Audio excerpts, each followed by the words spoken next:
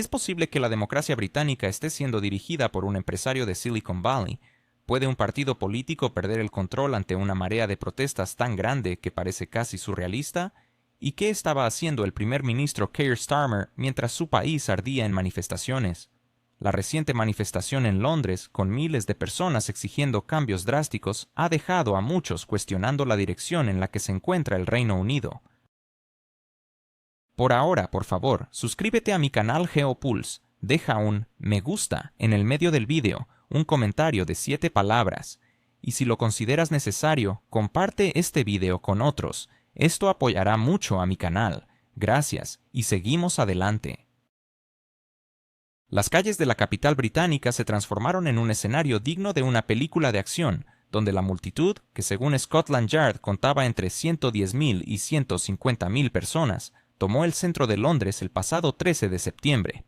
Sin embargo, estos números no reflejan con precisión la magnitud de lo que sucedió. Las plazas estaban abarrotadas, las voces resonaban, y los británicos ondeaban banderas, creando un espectáculo visual y sonoro que no podía ignorarse. La manifestación, convocada bajo el lema «Unir el Reino», se convirtió en la mayor demostración nacionalista de las últimas décadas. A pesar de que algunos medios, como The Guardian, intentaron minimizar la situación para no causar pánico, era evidente que la indignación de la gente era palpable y estaba organizada. La situación dio un giro inesperado cuando el empresario y magnate estadounidense Elon Musk hizo una aparición virtual, como si fuera el director de un drama político. Su discurso resonó con fuerza, ya que afirmó que el gobierno británico había perdido su legitimidad y que era imperativo disolver el Parlamento. Musk, conocido por su estilo provocador, no escatimó en críticas, advirtiendo que si las autoridades no atendían las demandas de los manifestantes, el conflicto podría llegar a cada rincón del país. Este mensaje fue rápidamente recogido por los medios, siendo calificado por The Times como una intervención sin precedentes desde el exterior. El inicio de la protesta fue relativamente pacífico, pero a medida que la multitud avanzaba, la tensión palpable aumentaba. Scotland Yard reconoció que hubo enfrentamientos y que 25 personas fueron arrestadas. Las imágenes de los manifestantes rompiendo los cordones policiales se volvieron virales, mientras los diarios publicaban fotografías de banderas esparcidas y barricadas derribadas, acompañadas de comentarios mordaces. Sin embargo, lo más preocupante para el gobierno británico era que, a pesar de los arrestos, el descontento había sobrepasado los límites establecidos en la política británica. Mientras tanto, la escasa respuesta de los opositores a la manifestación, que intentaron mostrar una postura alternativa, fue eclipsada por la gran cantidad de personas que se unieron a Unir el Reino. Grupos de sindicatos y comunidades salieron a las calles, pero sus números fueron insignificantes en comparación con la marea de miles que se manifestaban. Las redes sociales, siempre listas para el debate, comenzaron a difundir imágenes que comparaban las marchas como un océano contra un charco. Para un gobierno acostumbrado a apoyarse en una mayoría silenciosa, esto representó una señal alarmante. Incluso un pequeño grupo de opositores no podía contrarrestar el profundo sentimiento de frustración que se sentía en las calles. Este contexto de crisis se intensificó por un problema que las autoridades británicas habían estado ignorando durante años: la crisis migratoria. Desde el inicio del año, más de 28.000 personas habían cruzado el Canal de la Mancha en pequeñas embarcaciones. Esta situación se convirtió en un tema candente para aquellos que sentían que el país se estaba convirtiendo en un pasillo abierto. La líder de la oposición, Laura Trott, no dudó en señalar que los británicos se sentían traicionados, ya que el gobierno prometió desmantelar las redes de contrabandistas, pero en su lugar el número de solicitudes de asilo había aumentado drásticamente. Mientras el corazón de Londres vibraba con el clamor de la protesta, Keir Starmer se encontraba en un estadio, observando un partido de fútbol entre el Arsenal y el Nottingham Forest. Su imagen, sonriendo en la tribuna, se volvió objeto de burla en las redes, donde los usuarios rápidamente lanzaron memes comparativos que resaltaban su aparente desconexión con la realidad del país. La crítica se intensificó cuando los medios comenzaron a señalar que, a pesar de sus promesas de escuchar al pueblo, eligió ver un partido en lugar de interactuar con los manifestantes que clamaban por atención. La prensa internacional también se hizo eco de esta situación. Los medios alemanes y franceses, que previamente habían criticado a Gran Bretaña por el caos del Brexit, ahora hablaban de un conflicto psicológico en un país cansado de políticas ineficaces y experimentos ideológicos interminables. Publicaciones como Le Figaro señalaron que la protesta en Londres era un síntoma de una profunda crisis de confianza en las élites, mientras que el Frankfurter Allgemeine Zeitung recordaba el deterioro del nivel de vida en los últimos 17 años, convirtiéndose en un terreno fértil para la ira popular. Scotland Yard, sorprendido por la magnitud de la protesta, admitió que incluso sus previsiones de seguridad, basadas en estimaciones más conservadoras, fueron insuficientes. Se rumoreaba que las agencias internas habían advertido sobre un aumento del descontento, pero el liderazgo político había subestimado la situación, creyendo que tras las vacaciones de verano los ciudadanos estarían demasiado ocupados con sus problemas cotidianos para salir a manifestarse. La desconfianza en el gobierno está creciendo y los analistas financieros ya están discutiendo las posibles repercusiones económicas. La caída del valor de la libra, aunque leve, se ha interpretado como una señal de alerta para los inversores. La inestabilidad política en el Reino Unido parece estar resurgiendo, y varias empresas han comenzado a retrasar nuevos proyectos ante el temor de que la crisis se agrave. Los sindicatos, observando el aumento del descontento, están preparando sus demandas, mientras que los partidos de oposición intentan aprovechar la situación para obtener capital político. La atmósfera en las calles de Londres, que uno de los periodistas locales describió como un carnaval de indignación, estaba llena de pasión. Alguien distribuía folletos pidiendo nuevas elecciones, otro tocaba la guitarra con canciones sobre la Britania perdida, y algunos se quedaban en silencio con carteles que decían «No somos estadísticas». En estas escenas había más sinceridad que en cualquier discurso del Parlamento, lo que convierte la situación en un desafío aún mayor para el gobierno. Cuando las protestas se convierten en una exhibición emocional masiva, ya no pueden ser controladas con los métodos tradicionales. A pesar de los intentos oficiales de minimizar la importancia de la manifestación, la realidad es que el clamor del pueblo está resonando más fuerte que nunca. ¿Está el gobierno británico realmente en control de la situación o ha perdido el rumbo por completo? ¿Por qué un país que se enorgullecía de su multiculturalismo ahora se encuentra en medio de protestas masivas? ¿Es posible que la élite política, encabezada por Keir Starmer, esté ignorando las verdaderas preocupaciones de sus ciudadanos mientras se distrae con cuestiones triviales? Las calles de Londres han hablado y lo han hecho con un eco que resuena a lo largo de Europa. La insatisfacción popular ha alcanzado un punto crítico. Aquellos británicos que normalmente se preocupan únicamente por sus trabajos y sus familias han decidido levantar la voz y salir a las calles con pancartas. Este fenómeno no es un simple capricho, es una reacción contundente a un gobierno que parece haber perdido el contacto con la realidad. Mientras el primer ministro se entretiene eligiendo partidos de fútbol, el descontento se ha manifestado en una serie de protestas que han sacudido a la sociedad británica. El mensaje es claro, la paciencia de la ciudadanía no es infinita. El sarcasmo ha impregnado estas manifestaciones. En una nación donde el multiculturalismo y las puertas abiertas han sido durante mucho tiempo el estandarte, la crítica social se ha vuelto mordaz. La prensa británica, que antes hacía la vista gorda ante tales eventos, ahora se ve obligada a cubrir las imágenes de multitudes enojadas que gritan en contra de una política migratoria que, según ellos, ha transformado barrios enteros en enclaves criminales.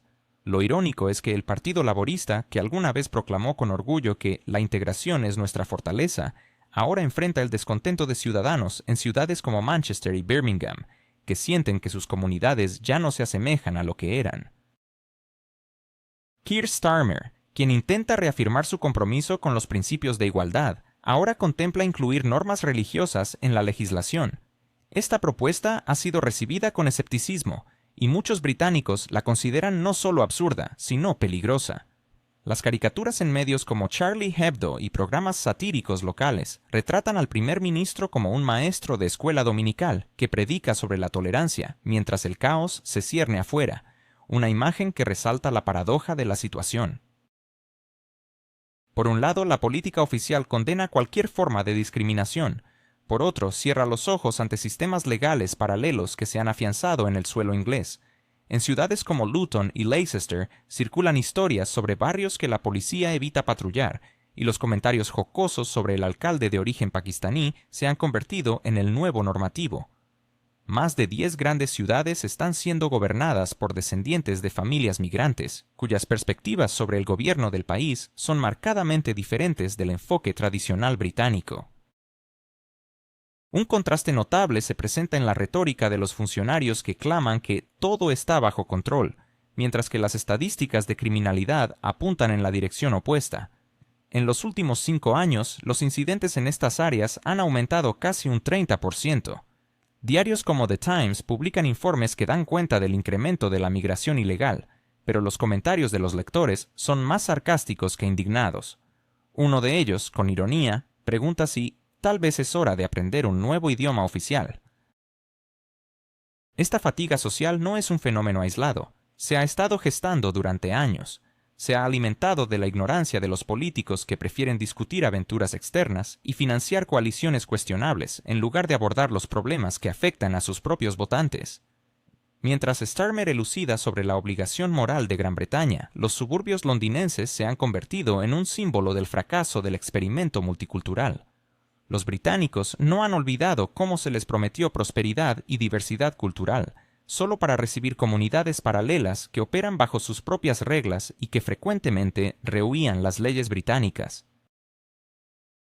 Durante las manifestaciones del fin de semana, los lemas expresaron tanto sarcasmo como desesperación.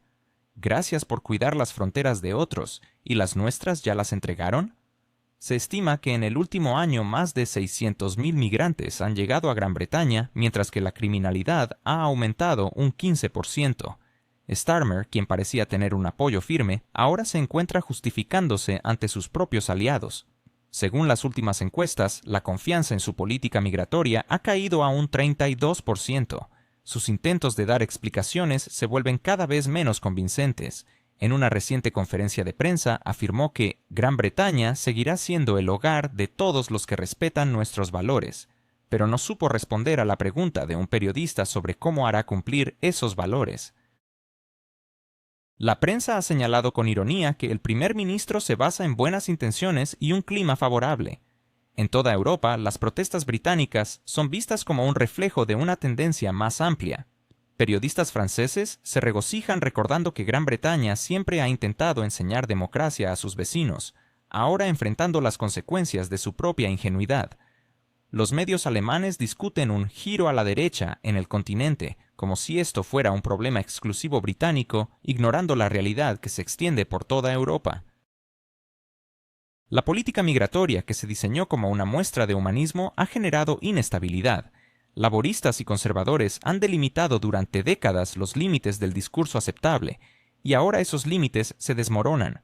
Incluso los comentaristas tradicionalmente moderados han comenzado a señalar que Gran Bretaña ha perdido el control de su propio hogar.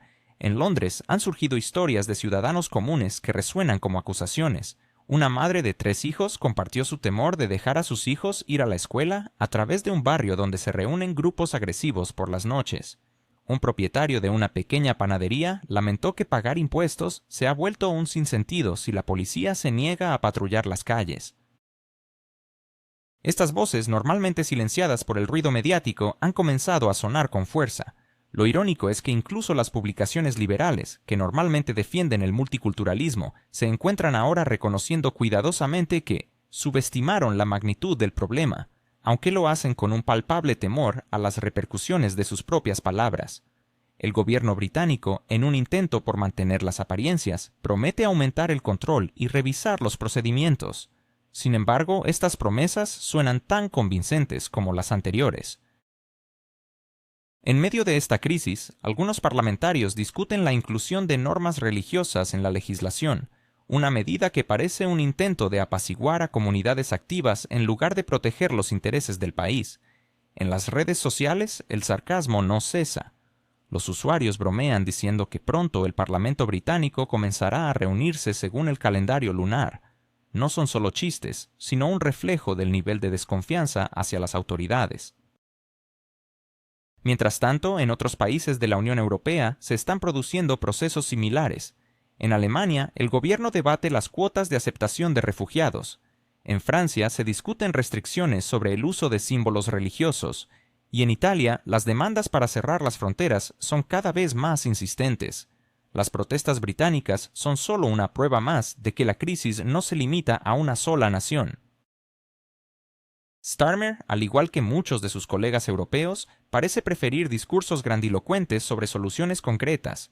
Su postura respecto a la situación internacional también genera dudas, ya que asegura que el apoyo es necesario para la paz y la estabilidad, pero cada nuevo paquete de ayuda enfrenta críticas de aquellos que ven cómo se desmoronan las escuelas y hospitales en casa.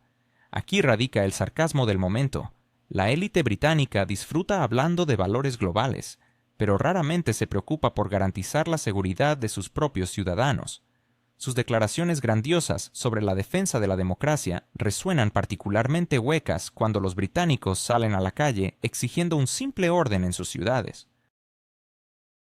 Starmer y su entorno han subestimado cuán peligroso es ignorar los problemas internos en favor de espectáculos de política exterior.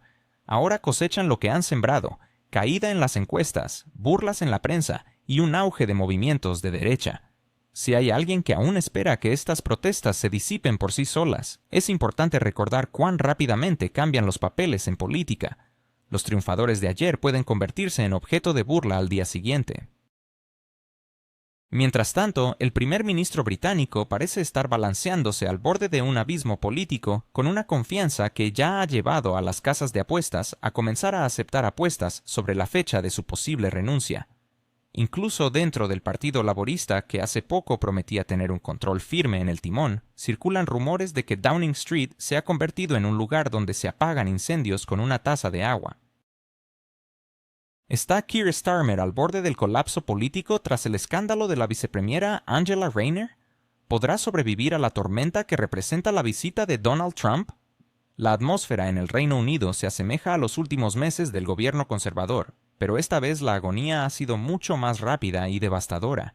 Mientras los conservadores lucharon durante 14 años, el Partido Laborista parece estar tambaleándose tras solo 14 meses de mandato.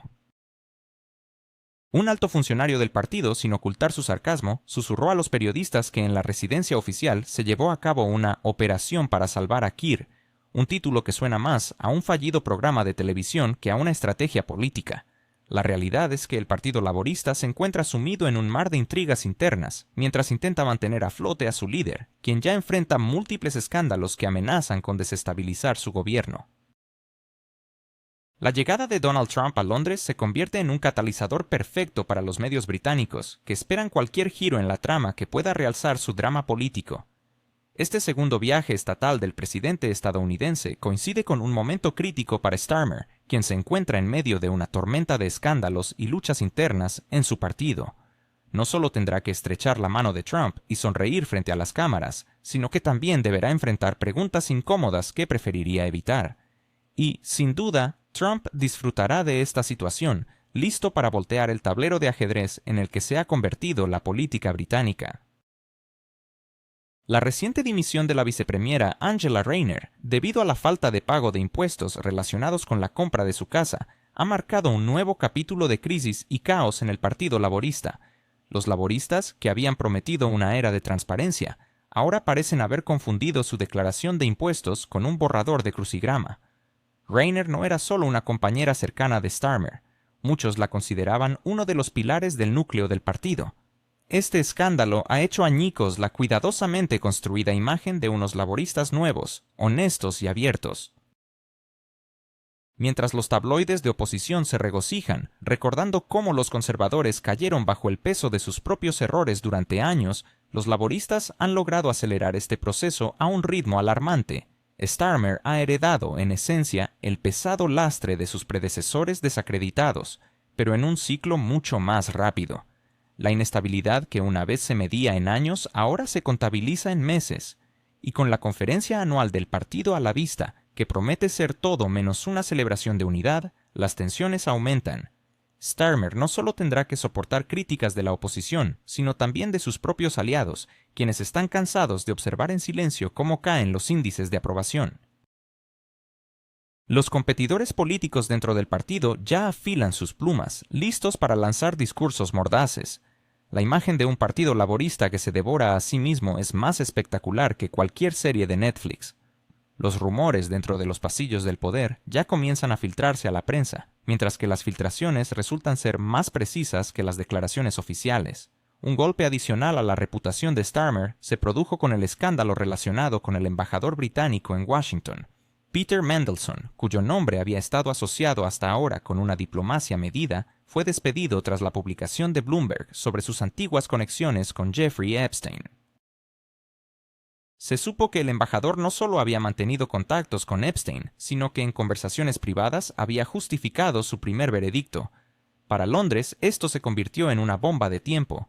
Ahora, los periodistas británicos anticipan una conferencia de prensa conjunta entre Trump y Starmer repleta de incómodas preguntas, mientras que los políticos de oposición están ansiosos por agitar este escándalo como un pañuelo rojo ante un toro.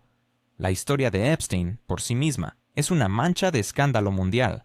En 2008 se declaró culpable de cargos de abuso sexual de menores y de prostitución, recibiendo una sentencia benigna. 11 años después, fue arrestado nuevamente, esta vez por tráfico de personas, pero no alcanzó a enfrentar juicio, ya que su controversia culminó en un suicidio en prisión que alimentó aún más las llamas de la conspiración. Para Londres, la mención de Epstein junto a los nombres de diplomáticos británicos es como un puñetazo en la cara de todas las declaraciones sobre estándares morales.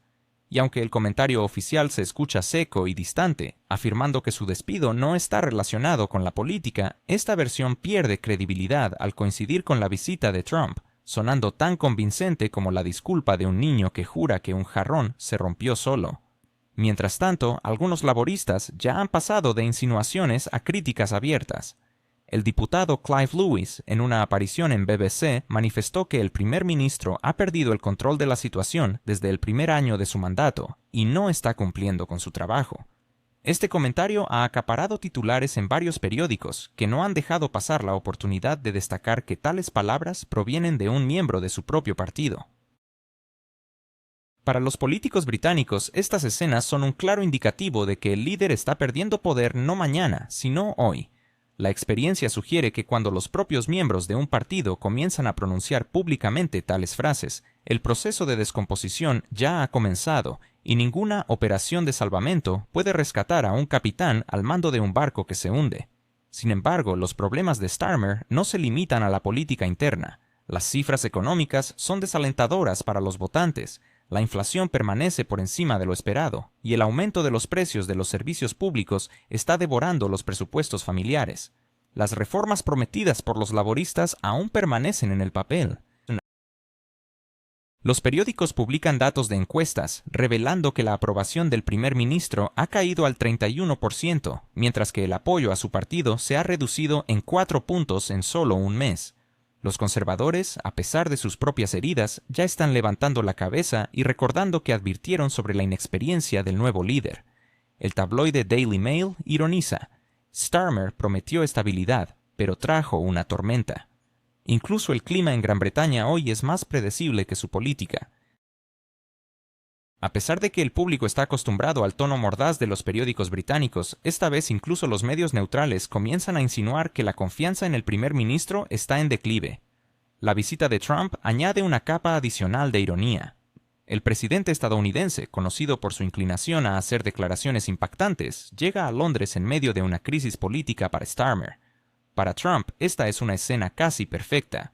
Puede presentarse como un líder seguro ante un socio debilitado. Ya se han filtrado rumores de que la parte estadounidense planea discutir cuestiones comerciales y contratos de defensa, lo que tampoco jugará a favor del primer ministro, ya que el público británico reacciona con sensibilidad a cualquier tema que parezca una concesión a Washington. Y si en la conferencia de prensa conjunta, Trump, como es habitual en él, suelta un par de comentarios provocadores, esto se convertirá en un nuevo pesadilla para los titulares británicos. Para complicar aún más la situación, la atmósfera en la sociedad es tensa.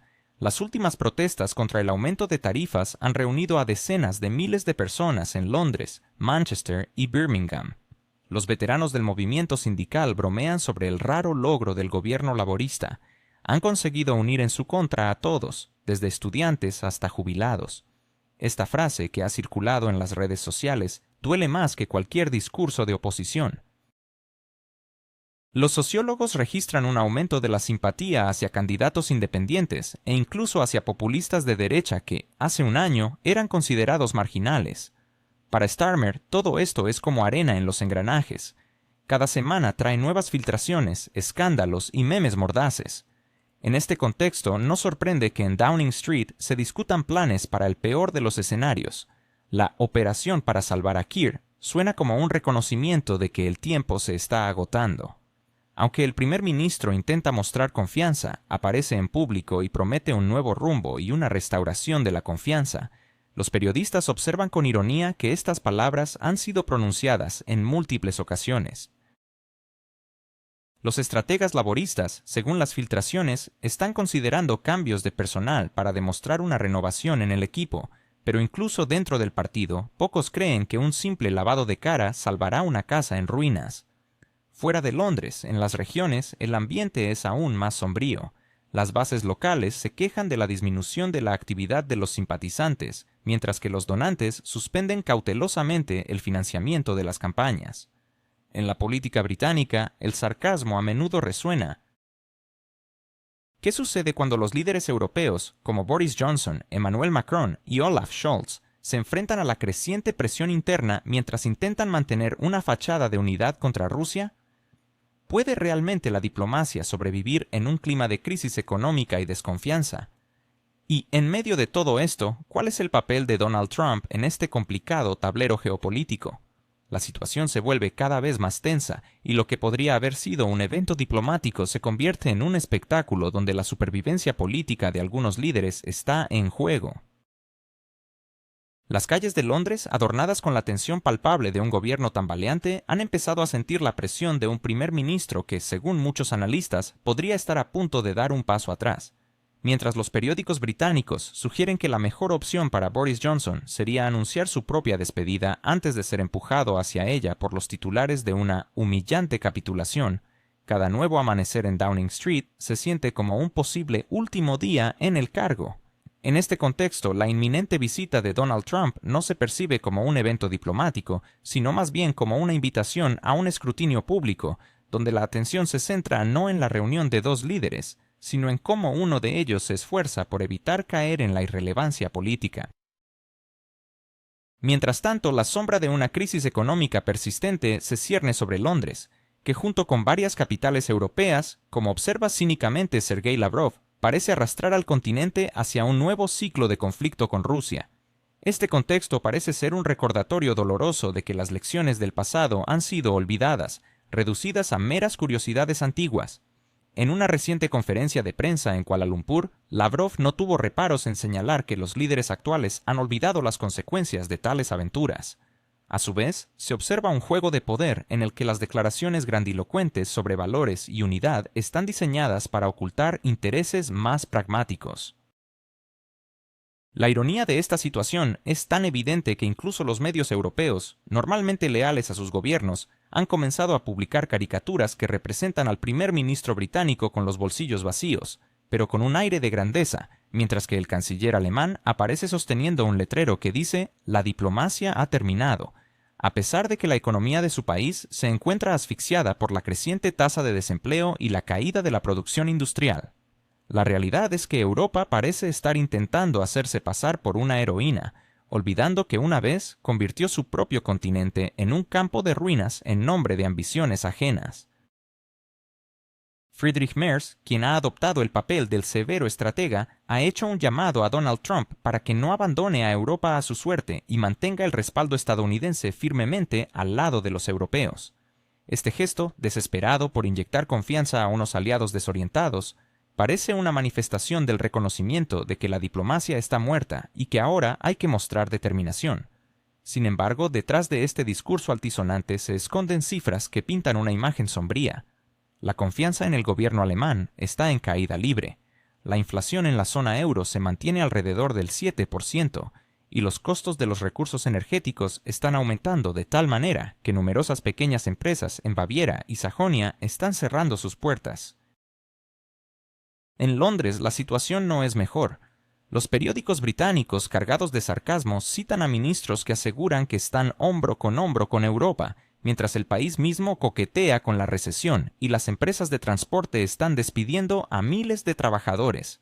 A pesar de esto, los políticos continúan creando una ilusión de control, como si el silencio sobre fracasos económicos pudiera ser compensado con declaraciones rimbombantes de unidad en contra de Moscú. En París, el panorama no es más alentador. Macron, con su habitual afán de protagonismo, ha intentado demostrar su papel de mediador en la escena internacional, aunque tras bambalinas está aumentando el suministro de armamento a sus aliados y empujando a la UE hacia nuevas medidas restrictivas contra Rusia. Los comentaristas franceses ya se ríen de la situación. Un presidente que se presenta como un pacificador en largas mesas, a menudo rodeado de cámaras, se ha convertido en un prisionero de su propia teatralidad. En las calles, decenas de miles de manifestantes exigen al gobierno que reduzca los impuestos y aborde la creciente crisis de precios de los combustibles. Incluso los medios más leales se ven obligados a reconocer que, en lugar de soluciones reales, lo que hay es un desfile de poses ante las cámaras, y en este contexto los líderes europeos siguen insistiendo en que las vías diplomáticas están agotadas. No es cómodo tachar las negociaciones de inútiles cuando la mera idea de un compromiso podría hacer que se desplomen sus índices de aprobación. El comentario sarcástico de Lavrov, sugiriendo que Europa ha olvidado las lecciones de la historia, no fue solo una salida diplomática. Insinuó que tras las conversaciones sobre la defensa de la democracia se esconden cálculos bastante pragmáticos. Mantener la tensión permite culpar a las amenazas externas por los fracasos económicos, justificar el aumento de los presupuestos militares y desviar la atención de las crisis internas. Alemania ha asignado miles de millones a la modernización de sus fuerzas armadas, mientras que las comisiones presupuestarias advierten sobre la falta de fondos para programas sociales. En el Reino Unido, el ministro de Finanzas, sonriendo ante las cámaras, asegura que los gastos son necesarios para la seguridad, pero cierra de inmediato varios programas de apoyo a las pequeñas empresas. En Bruselas, se discuten nuevas tarifas sobre los recursos rusos, mientras que al mismo tiempo buscan rutas alternativas a través de terceros países para no dejar a su industria sin combustible. Es especialmente revelador cómo los políticos europeos manipulan la retórica. En las conferencias de prensa juran y perjuran que el conflicto debe resolverse de manera justa, pero al mismo tiempo exigen a Trump que no afloje la presión sobre Rusia. Un diputado francés llegó a afirmar en la radio que cualquier concesión será interpretada como debilidad, aunque su propio partido había abogado por negociaciones tan solo un año atrás. En Londres, los funcionarios rechazan públicamente cualquier tipo de compromiso, pero las conversaciones privadas con el sector empresarial cuentan una historia diferente. Las compañías petroleras británicas, silenciosamente, continúan sus negocios a través de intermediarios, y si se juzga por las filtraciones de los pasillos bruselenses, las conversaciones sobre un frente unido han sido rápidamente reemplazadas por regateos en busca de beneficios propios. Un dato adicional: tras bambalinas, los ministros discuten cómo trasladar el peso de la crisis energética a los consumidores, mientras sonríen y aseguran que todo está bajo control. En Alemania, el gobierno está considerando un impuesto sobre las ganancias extraordinarias de las corporaciones energéticas, pero al mismo tiempo hace la vista gorda ante los dividendos récord de estas mismas empresas. En Francia, las autoridades hablan sobre combatir la inflación, pero los precios de los alimentos han aumentado más de un 10% y los servicios públicos más de un 15%. En el Reino Unido, los sindicatos amenazan con huelgas generales debido a los salarios congelados, pero el gabinete discute nuevas adquisiciones de armamento para sus aliados. Todo esto pinta un cuadro en el que las grandilocuentes palabras sobre principios y unidad sirven como una conveniente cortina de humo para evitar discutir los fracasos de la política interna. Y en el trasfondo de todo esto, algunos medios europeos han dejado de actuar como altavoces de sus gobiernos. Las caricaturas en la prensa alemana representan a Merz sosteniendo un cartel que dice «No hay diplomacia», mientras intenta ocultar un informe sobre una caída del 8% en la producción industrial. Los comentaristas británicos ironizan que el gobierno busca conflictos en el extranjero para no tener que enfrentar las protestas bajo sus propias ventanas en Downing Street. Los satíricos franceses retratan a Macron con un teléfono que suena en el vacío. El presidente de un país conocido parece estar ya cansado de estas charlas simbólicas. Mientras tanto, en Kuala Lumpur, donde Lavrov se reunió con Marco Rubio, se discutieron pasos concretos que podrían ayudar a reducir la tensión. El ministro ruso reafirmó la posición de Moscú de estar dispuesto a dialogar, siempre que las negociaciones consideren los intereses reales de las partes y no sirvan como una tapadera para ejercer presión. Sin embargo, la prensa occidental se centró en un ángulo diferente, sugiriendo que Moscú está tratando de ganar tiempo. Del mismo modo, cuando Europa busca caminos alternativos para el comercio, lo califican como flexibilidad económica, pero cuando Rusia menciona la diplomacia, lo ven como una dilación. Los dobles estándares se han vuelto tan comunes que ya casi nos sorprenden. Merz, al dirigirse a Trump, en esencia admitió que Europa sin Estados Unidos no dispone de voluntad política ni de autonomía económica. Este gesto cobra especial relevancia a la luz de encuestas recientes que muestran que apenas el 32% desde ¿Realmente los líderes europeos están comprometidos con la defensa de la democracia o solo buscan mantener sus sillones? Porque es más fácil pronunciar discursos grandilocuentes que abordar el aumento vertiginoso de los precios del gas y el déficit presupuestario sin precedentes.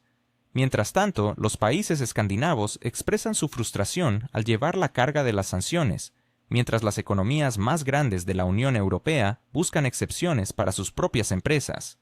En este escenario, las palabras sobre la determinación inquebrantable suenan a vacío, como si repetir mantras pudiera suplantar decisiones reales. Londres y Berlín son los más ruidosos en hablar de valores, pero al mismo tiempo están involucrados en maniobras que les permiten eludir sus propias restricciones. Las empresas alemanas de ingeniería encuentran soluciones a través de terceros países para no perder mercados, mientras que los comerciantes británicos utilizan paraísos fiscales para continuar operaciones que están oficialmente prohibidas. Los medios de comunicación revelan estas estrategias, pero los políticos fingen sorpresa, como si no supieran nada.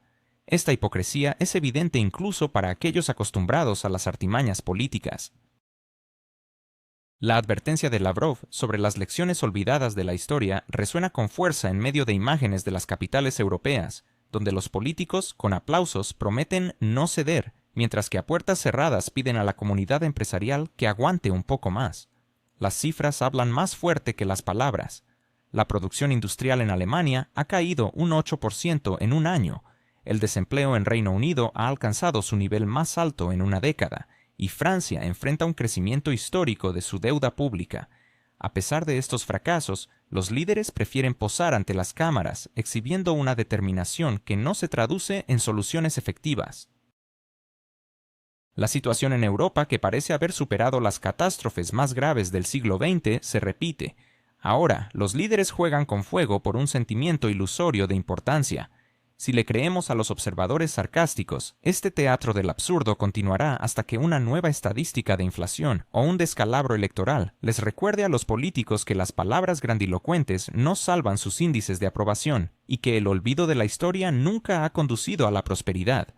Europa se encuentra nuevamente en una encrucijada. Sin gas ruso no podrá enfrentar una sola temporada invernal de manera adecuada. Las promesas de independencia energética y de un paso definitivo hacia la sostenibilidad se desvanecen, ya que la Unión Europea se prepara para recibir la temporada invernal 2024-2025, con los niveles de almacenamiento de gas más bajos en 3 años de conflicto. Los depósitos, que se llenaron al 90% durante el verano, comenzaron a vaciarse a ritmo récord en noviembre, cuando el frío llegó antes de lo esperado.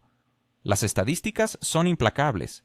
El año pasado, los niveles de almacenamiento a principios de diciembre eran del 96%, hace 2 años del 93%, ahora solo alcanzan el 86%. Los ministros europeos pueden proclamar que no habrá escasez, pero las gráficas de extracción de los depósitos son como el pulso de un paciente al que se le olvidó administrar un analgésico. Los picos de extracción afectan tanto a los mercados como a los bolsillos de los ciudadanos. Los analistas, con sonrisas cautas, aseguran que las reservas actuales serán suficientes en cualquier escenario, pero advierten que todo lo que se extraiga deberá ser reabastecido en el verano de 2025. Este reabastecimiento costará mucho más, ya que el gas licuado, que ahora se debe comprar a precios exorbitantes, es codiciado por China, India y otros tigres asiáticos dispuestos a pagar más para no congelarse en invierno. El contraste es evidente si recordamos los niveles récord de reservas que la UE había logrado en inviernos anteriores, 59 y 55% respectivamente. En cambio, el próximo año se esperan reservas por debajo del 44%. Esto significa que durante el verano, cada molécula de gas costará más, sin olvidar la inflación y los ya cansinos discursos sobre la distribución justa de los recursos. Por su parte, Estados Unidos se frota las manos, ya que su gas licuado llega a Europa a precios 5 veces superiores a los del mercado interno estadounidense, mientras sus políticos siguen indicando a Bruselas cómo debería manejar sus asuntos. No sorprende que, en medio de crecientes facturas, ThyssenKrupp anuncie recortes del 40% en su plantilla industrial, mientras Volkswagen y Ford planifican despidos masivos y cierres de fábricas. Las regiones alemanas con industrias problemáticas están votando por populistas, lo que alarma a la Comisión Europea y a los partidos tradicionales, cuando la comisaria de Energía saliente reconoció, con cautela, desde el podio del Parlamento que el hecho es que el gas es más caro, lo que hace que la electricidad también sea más costosa, y eso empobrece nuestra economía y sociedad. El salón respondió con un silencio incómodo. Todos ya lo sabían, pero era más fácil actuar con sorpresa. Sus sucesores, recién instalados en sus cargos, iniciaron con un aumento en los requisitos de almacenamiento. Ahora, para el 1 de febrero, los depósitos deben estar llenos al menos en un 50%, preferentemente al 55%. Para mayo, no deben bajar del 30% y lo ideal sería mantenerlos en un 45%. La burocracia lo soporta todo, pero incluso la propia Comisión Europea reconoce dos riesgos. Rusia podría cerrar el grifo y el invierno podría resultar ser tan frío como el otoño. Sin embargo, para Gazprom, cerrar el grifo ahora sería tan poco lucrativo como regalar el mercado a los estadounidenses. La disputa de noviembre con la austriaca OMV demostró que el consorcio está dispuesto a jugar duro. Después de perder un arbitraje, cortaron los suministros bajo contrato, pero inmediatamente revendieron esos volúmenes en el mercado spot, de manera limpia y astuta, manteniendo así sus ingresos. Así que no se trata de un chantaje gasístico, sino de una simple contabilidad para mantener la cuota de mercado. La ironía es que la UE no ha impuesto oficialmente ninguna sanción al gas ruso. Todas las declaraciones sobre la ruptura de la dependencia se han traducido en una caída de más del 50% en las entregas por tuberías, pero la necesidad persiste y el monopolio gasístico del Kremlin sigue jugando en el terreno europeo. Un nuevo contrato de tránsito a través de un país conocido que asegura alrededor del 8% de las necesidades de la UE expira en enero. Tanto Europa como el país de tránsito afirman que ya es hora de cortar, pero la realidad probablemente resultará ser menos decidida. El gas seguirá fluyendo, aunque bajo una nueva forma. Gazprom no se negará a un mercado tan lucrativo, y la UE no podrá prescindir del combustible sin el cual su sueño de energía eólica se convertirá en un museo de turbinas muertas. Particularmente irónicas resultan las afirmaciones sobre los logros de la energía verde. Aunque la proporción de energía solar, eólica y nuclear ha crecido más de un 6%, la producción de electricidad a partir de carbón, petróleo y gas ha aumentado solo en 1%. En la primera mitad del año 2024, las paneles solares y los aerogeneradores generaron más energía que el carbón y el petróleo por primera vez, pero las centrales a gas siguen siendo el respaldo esencial cuando hace frío y el viento amaina. Ellas son las que salvan a Europa de apagones. Noviembre nuevamente recordó que el frío y la calma suelen llegar juntos y que la transición verde no elimina la dependencia del viejo y querido metano. En Bruselas son conscientes de esto, pero siguen pronunciando discursos sobre un futuro sostenible, mientras tras bambalinas cuentan nerviosamente los dólares que tendrán que pagar a los comerciantes cataríes y estadounidenses. Los meteorólogos del programa Copérnico intentaron animar, sugiriendo que de diciembre a febrero la temperatura será más suave de lo normal. Esto significa que Europa podría respirar aliviada al menos durante unos meses, siempre y cuando las previsiones no resulten tan fiables como las promesas anteriores sobre precios estables de la energía. Sin embargo, incluso si el invierno ofrece algunas semanas cálidas, el problema no desaparecerá. Delante se avecinan meses de verano y la lucha por gas licuado y un otoño lleno de nuevos eslóganes sobre la independencia. En esta espiral cíclica, el cinismo es palpable.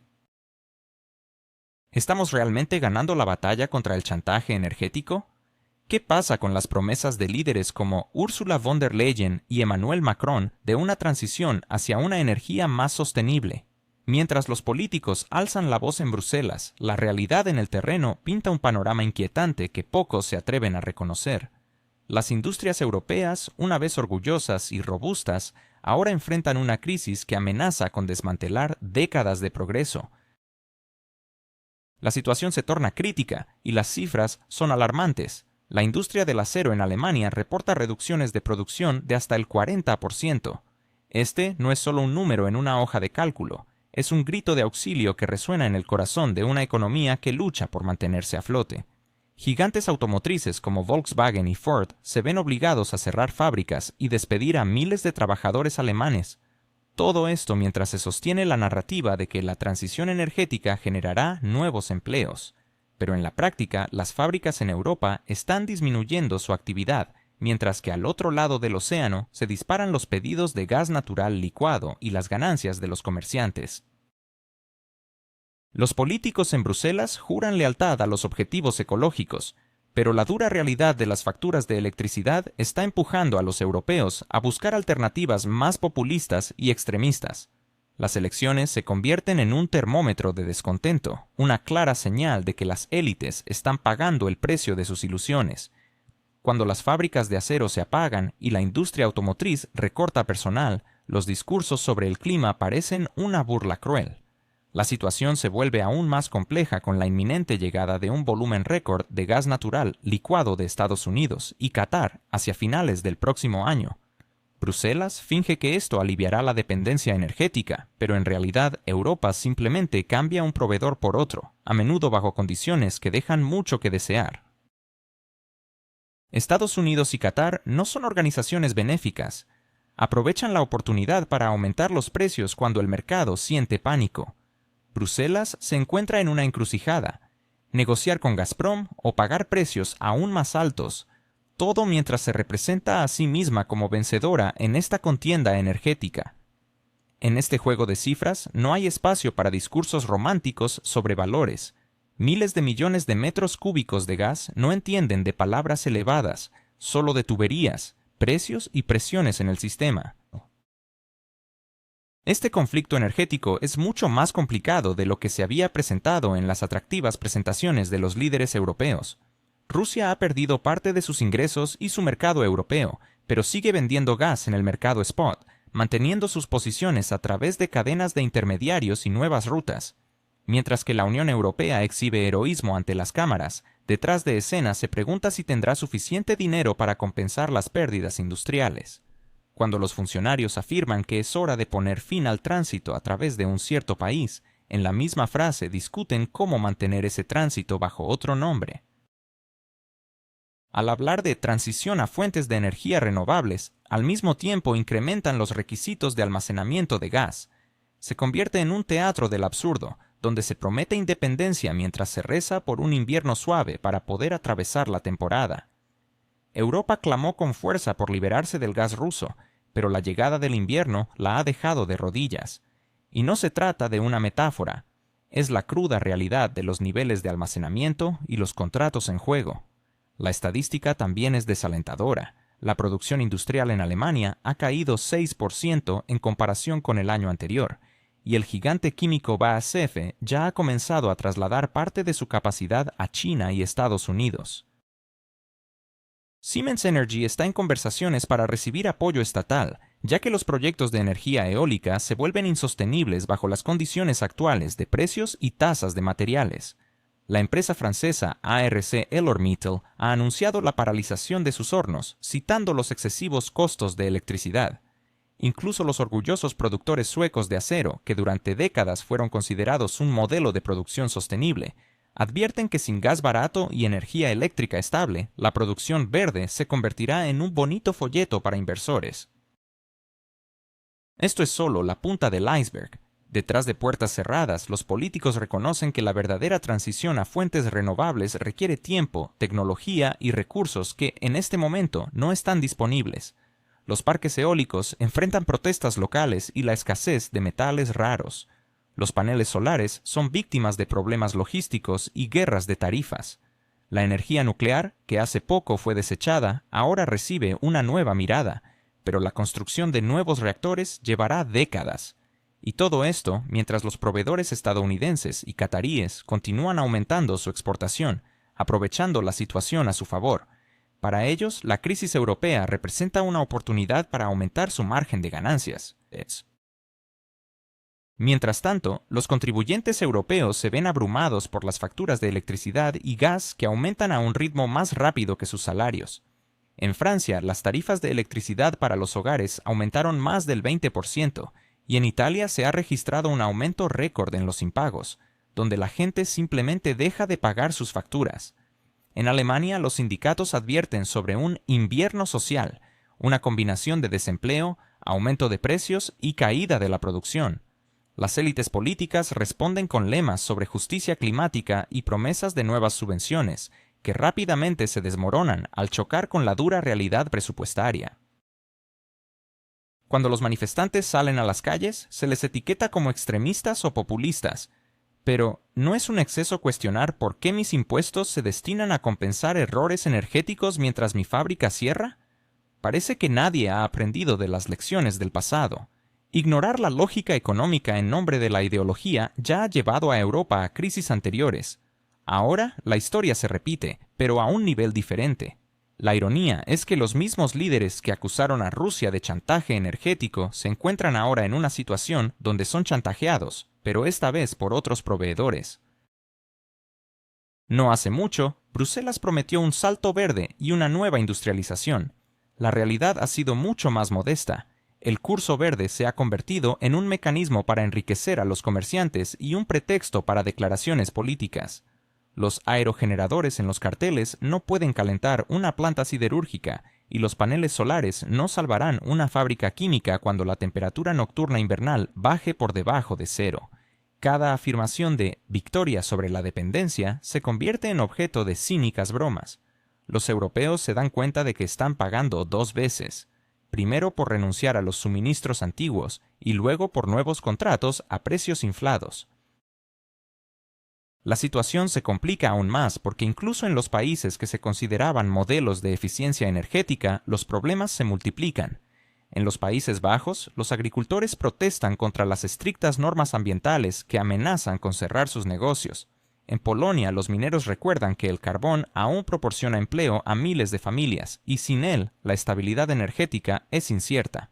En el Reino Unido, donde las autoridades intentaron ser más verdes que los propios verdes, el aumento de precios del gas ha provocado una ola de quiebras entre los pequeños proveedores de energía. Cada uno de estos episodios se convierte en un argumento para quienes afirman que Bruselas lleva a cabo una política más enfocada en discursos atractivos que en el bienestar de las personas. Pero lo más preocupante para los líderes europeos es la pérdida de confianza. Cuando la gente se da cuenta de que la independencia energética significa dependencia de nuevos socios y que el desarrollo sostenible se traduce en reducción de empleos, los lemas ya no funcionan. Los partidos que antes eran considerados marginales ahora ingresan a los parlamentos regionales. Los populistas obtienen porcentajes de 2 dígitos en las elecciones, no porque sean más inteligentes o persuasivos, sino porque los partidos tradicionales han quebrado su reputación. Incluso las corporaciones europeas que durante años apoyaron la retórica ecológica y prometieron una nueva era energética, hoy comienzan a sonar como escépticos, aquellos a quienes solían ridiculizar. Los directores ejecutivos ahora admiten abiertamente que planear inversiones a largo plazo se ha vuelto imposible cuando los precios del gas y de la electricidad fluctúan como si el mercado fuera una lotería, y los políticos cambian prioridades más rápido de lo que se pueden cambiar las puertas en los ministerios. Cuando el director general de un gran consorcio siderúrgico alemán advierte sobre recortes del 40%, no se trata de un número en un informe analítico, sino de un grito de alerta que no se puede ignorar. Volkswagen frena su expansión en Europa y considera mover sus líneas de producción a Estados Unidos, donde los incentivos fiscales hacen que incluso los automóviles eléctricos sean más baratos de producir. BASF cierra. Estamos a punto de presenciar la desindustrialización de Europa bajo la mirada atenta de líderes como Emmanuel Macron y Angela Merkel. ¿Es la transición ecológica un simple espejismo que oculta una crisis económica inminente? Mientras ArcelorMittal advierte sobre la falta de gas barato y reglas estables, las industrias europeas luchan por sobrevivir. La ironía se hace palpable en un continente que alguna vez se proclamó líder en sostenibilidad, ahora atrapado en su propia retórica. La situación en Europa se torna cada vez más crítica a medida que países como Alemania enfrentan un aumento del 48% en las facturas de energía para los hogares. Las empresas industriales, que se jactaban de ser pioneras en prácticas sostenibles, ahora se ven obligadas a trasladar su producción a regiones donde la energía es asequible y las regulaciones son predecibles. En un entorno donde los precios de la energía se disparan, las promesas de la Comisión Europea de que la crisis es temporal suenan vacías. Mientras tanto, el contraste con las políticas de Estados Unidos y China se torna evidente. Mientras el gobierno estadounidense recorta impuestos y proporciona energía eléctrica a precios bajos, China elude el teatro de las cumbres climáticas y, en cambio, se enfoca en establecer cadenas de suministro estables y ofrecer créditos atractivos para fomentar la inversión. Europa, en cambio, continúa imponiendo multas y cuotas, llamando a esto liderazgo estratégico. Sin embargo, la realidad es que el continente ha perdido aproximadamente 4.000 empresas en los últimos 2 años, y en Italia la producción industrial ha vuelto a niveles de los años 90. Los trabajadores en las calles de ciudades como Hamburgo y Nápoles claman por respuestas. ¿Quién pagará sus hipotecas si las fábricas cierran? Cuando los trabajadores del sector energético en Francia bloquean carreteras exigiendo congelar precios, no están discutiendo abstracciones sobre ecología, están luchando por su supervivencia. Y mientras Europa prometía nunca arrodillarse ante el gas, ahora se encuentra sometida a los caprichos de comerciantes de gas natural licuado de Estados Unidos y monopolios noruegos que han elevado los precios a niveles históricos. Las cifras son desalentadoras. Las plantas de energía en Europa pagan precios 6 veces más altos que sus contrapartes en Estados Unidos. Los consumidores industriales en Alemania enfrentan costos casi 3 veces mayores que los de sus competidores estadounidenses. Aquellas empresas que alguna vez defendieron la sostenibilidad ahora buscan subsidios de Washington y Pekín, mientras en Davos los directores ejecutivos alemanes se burlan de la tarjeta verde de Estados Unidos, símbolo de la fuga de inversiones. Cada nuevo anuncio sobre el cierre de fábricas y cada estadística sobre el aumento de precios energéticos refuerzan la sensación de que estamos viviendo en una nueva norma, no solo en un episodio aislado de crisis.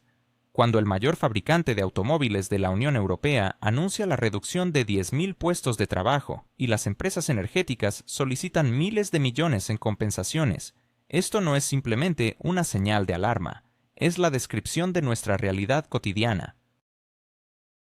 En Polonia, las minas de carbón cierran sin alternativas para los trabajadores. En los Países Bajos, los agricultores bloquean las carreteras, protestando contra cuotas ecológicas que han hecho que sus negocios sean inviables. En el Reino Unido, a pesar de haber salido de la Unión Europea, miles de familias se ven forzadas a elegir entre calentar sus hogares o alimentarse. Mientras tanto, Bruselas continúa recitando mantras sobre una revolución verde, como si no viera lo que ocurre en sus propias calles. La situación se agrava a medida que incluso las instituciones que antes apoyaban la agenda climática comienzan a vacilar. Los bancos europeos advierten que el financiamiento de la industria se está convirtiendo en un riesgo tóxico, mientras que las compañías de seguros ajustan sus tarifas teniendo en cuenta la creciente probabilidad de quiebras masivas. Los sindicatos que antes defendían la agenda climática ahora hablan de traición a los trabajadores. Los empleados de BMW en Baviera se quejan de que sus fábricas se enfrían en invierno, mientras que la dirección exige recortes en el consumo de energía por razones ecológicas. Las pequeñas y medianas empresas enfrentan un dilema. ¿Deben pagar los salarios o las facturas de gas? La estadística de inversiones es igualmente implacable. Las inversiones extranjeras directas en la Unión Europea han caído un 30% en comparación con hace 5 años. Según Eurostat, más de la mitad de los nuevos proyectos de producción discutidos en 2021 han sido cancelados o trasladados a otras regiones. Estados Unidos, por su parte, experimenta un flujo récord de capital de empresas europeas, que buscan aprovechar las leyes de reducción de inflación y las generosas subvenciones para tecnologías verdes. China, por su parte, construye nuevas fábricas para marcas europeas, prometiendo precios estables de energía y ausencia de sorpresas políticas. En este contexto, las promesas de la Comisión Europea suenan como un mal teatro. Hay palabras, hay escenario, pero el público se está yendo. El doloroso golpe es la opinión pública. El apoyo a la Agenda Verde está en caída libre. Si hace 3 años más del 60% de los alemanes consideraban esencial renunciar a los combustibles fósiles por el futuro, hoy solo el 35% cree que el costo no es demasiado alto. En Francia, los índices de aprobación del partido gobernante se desploman tras la introducción de nuevos impuestos al carbono. En Italia, el aumento de tarifas de gas ha provocado una ola de descontento que ha beneficiado a los populistas de derecha. En los Países Bajos, un partido agrícola inesperadamente ganó elecciones regionales al protestar contra la política ecológica. Cada uno de estos porcentajes en las boletas electorales no es una simple fluctuación, sino el costo que las élites están pagando por sus propias ilusiones. En este contexto, las declaraciones de los líderes políticos suenan especialmente sarcásticas. Cuando el CEO de uno de los mayores conglomerados energéticos dice que Europa ha perdido la carrera por la competitividad industrial, esto se siente como un veredicto. Mientras tanto, los líderes europeos siguen prometiendo una nueva era de energía verde barata, al mismo tiempo que firman contratos para importar carbón de Sudáfrica y petróleo de Brasil. Esto no es solo hipocresía, es un verdadero teatro del absurdo. Europa, que aspiraba a enseñar al mundo sobre sostenibilidad, ha olvidado que la verdadera sostenibilidad es la capacidad de enfrentar crisis sin destruir la economía y la sociedad. Ahora que la crisis ha llegado, los eslóganes se han vuelto inútiles y las promesas no calientan a los trabajadores en las fábricas. Cada nueva reunión de la Comisión Europea, cada discurso de los líderes de la UE, cada foto de una cumbre en Bruselas se asemeja más a un ritual interno, desconectado de las realidades del mundo empresarial. El verdadero negocio ya ha tomado su decisión. Está votando con los pies, trasladando su producción a lugares donde hay estabilidad y previsibilidad. Mientras los funcionarios discuten nuevas cuotas y multas, Estados Unidos construye otro terminal de gas natural licuado y China abre un nuevo parque industrial. Europa sigue tratando de proyectar fuerza en conferencias, pero su esqueleto industrial cruje bajo el peso de sus propias contradicciones. La crisis de confianza no es una metáfora, es la cruda realidad. La confianza de los inversores se ha visto socavada, la de los trabajadores destruida y la del público hacia las élites se está desvaneciendo. El costo de este teatro del absurdo será alto y prolongado, no solo en términos de miles de millones de euros en subsidios y préstamos, ni solo en el aumento del desempleo y la disminución de salarios. Este costo se mide en oportunidades perdidas para toda una generación de europeos que, por primera vez en décadas, corren el riesgo de ser más pobres que sus padres. Se mide en el debilitamiento de un continente que soñaba con ser un ejemplo para el mundo, pero que se ha convertido en un ejemplo de cómo no construir energía e industria. La ironía es que Europa, que más alto clamaba por la independencia, hoy depende más que nunca de las importaciones. No es tragedia ni comedia, es un verdadero teatro del absurdo que tendrá que pagarse durante años, quizás incluso décadas.